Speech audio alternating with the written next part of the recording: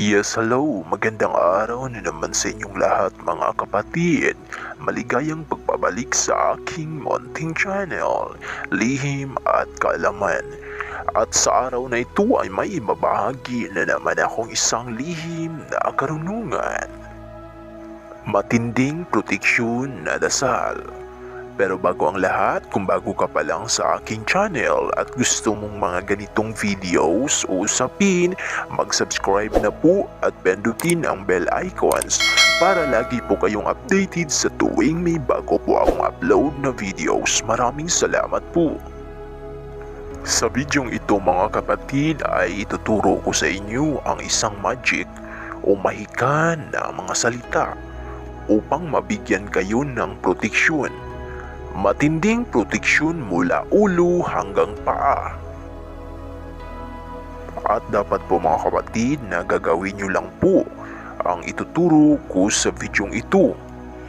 Ang mga salita at pamamaraang ito ay galing pa sa aking lulo. Ito po ay isang mahikan na salita upang mabigyan kayo ng pansariling proteksyon araw-araw.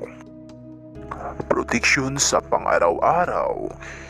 Kung magagawa niyo po lamang ang pamamarang ito mga kapatid ay sigurado po na protektado ang iyong sarili at buong pagkatao.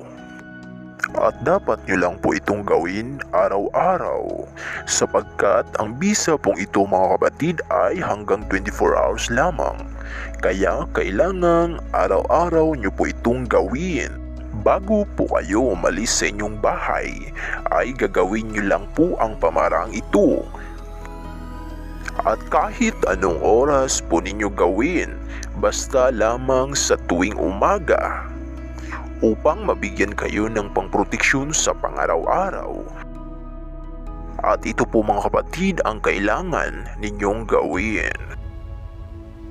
Bago po kayo umalis ng bahay, ay magdasal po lamang ng isang Ama Namin, isang sumasampalataya, hanggang ipako sa krus lamang. At pagkatapos mga kapatid ay isunod po ito ng 3 beses ang mahikang salitang ito. At ito po mga kapatid ang sagradong salita, kaya gamitin po ito sa mga tamang bagay. Ito po ang mahikang salita na iyong banggitin.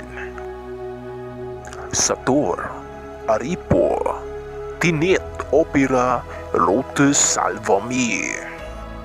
Banggitin po yan mga kapatid ng 3 beses. At pagkatapos ay ihipan ang iyong dibdib.